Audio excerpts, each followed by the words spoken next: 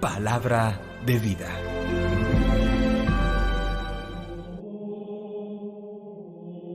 Del primer libro de los Reyes, capítulo 17, versículos 10 al 16. En aquellos días el profeta Elías se puso en camino hacia Sarepta, y al llegar a la puerta de la ciudad, encontró allí una viuda que recogía leña.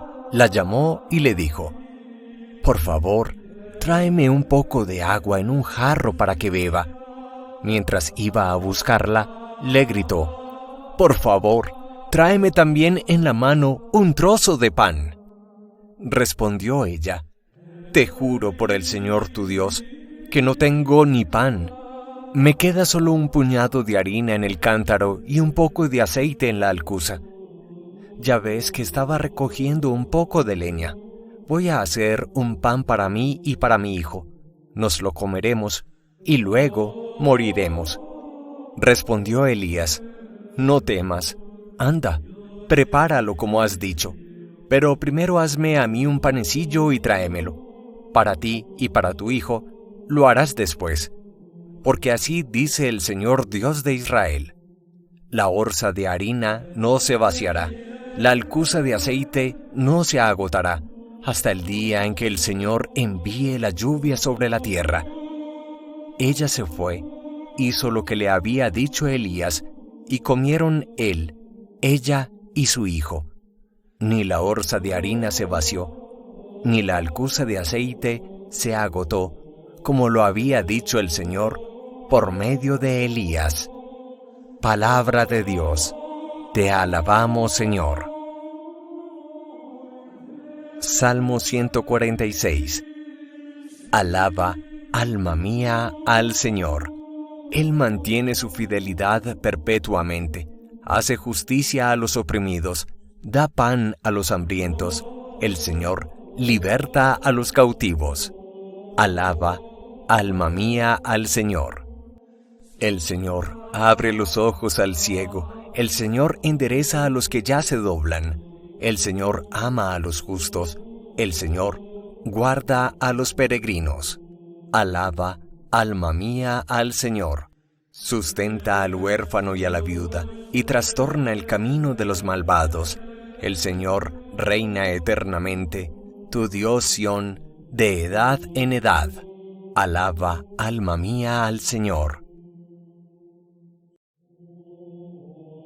Hebreos capítulo 9, versículos 24 al 28. Cristo ha entrado, no en un santuario construido por hombres, imagen del auténtico, sino en el mismo cielo, para ponerse ante Dios, intercediendo por nosotros. Tampoco se ofrece a sí mismo muchas veces como el sumo sacerdote, que entraba en el santuario todos los años y ofrecía sangre ajena.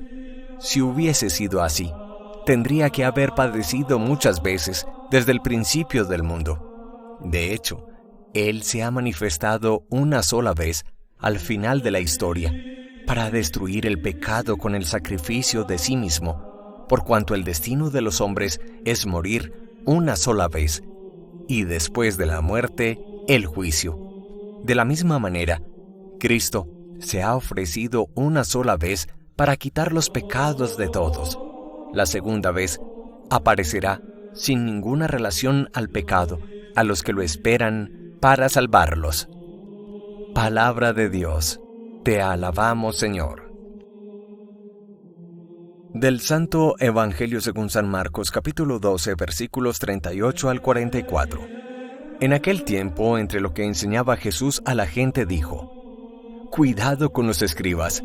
Les encanta pasearse con amplio ropaje y que les hagan reverencias en la plaza.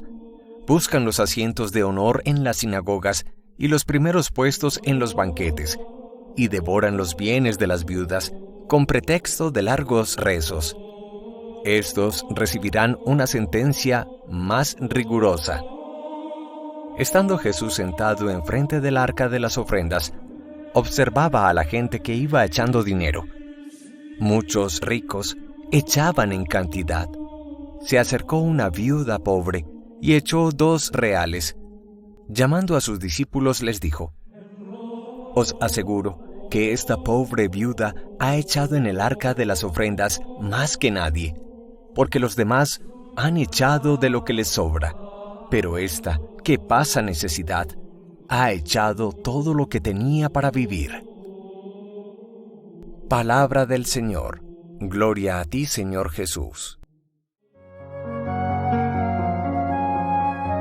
El evangelista Marcos nos presenta el mensaje que da Jesús al pueblo judío a propósito del comportamiento y de la espiritualidad de los escribas. Aparentemente son personas religiosas, conocedoras de la ley de Dios, pero en el fondo son unos vanidosos espirituales que les encanta pasearse con amplios ropajes, que la gente les hagan reverencias públicas en las plazas y calles, que buscan los asientos de honor en las sinagogas y los primeros puestos en los banquetes, y que devoran los bienes de las viudas con el pretexto de largos rezos.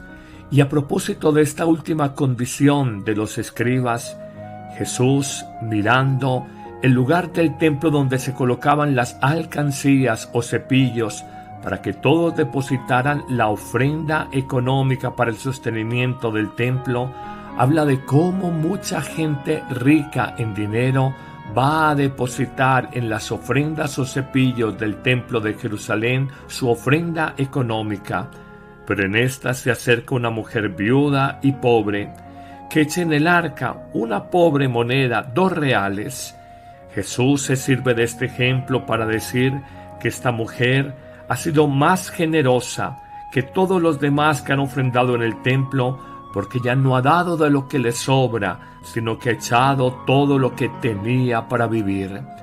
Jesús, en una fina ironía, muestra cómo el pobre, que debe de ser sostenido por el templo de Jerusalén, es al contrario quien sostiene el templo, y como un hombre religioso y supuestamente líder espiritual y legal, el escriba, que debía de sostener a los huérfanos, a las viudas y a los pobres, antes explota, aprovecha del capital de las viudas bajo el pretexto de ofrecerles oraciones y rezos y reclamarles su dinero, su capital. Hoy reconocemos que Jesús va en contravía de toda esa religiosidad economicista, de una religiosidad donde queremos, por medio del dinero, hacer méritos para alcanzar el cielo. Fue un poco lo que se dio con Martín Lutero hace más de 500 años con el tema de las llamadas indulgencias, y la Iglesia aprendió de esta dolorosa lección, quizás descubriendo un cisma que se ha prolongado por más de 500 años con los llamados cristianos protestantes. Hoy reconozcamos 3 conclusiones, 3 verdades para nuestra vida. La primera: nuestra espiritualidad no puede quedarse en meros legalismos exteriores como en el caso de los escribas.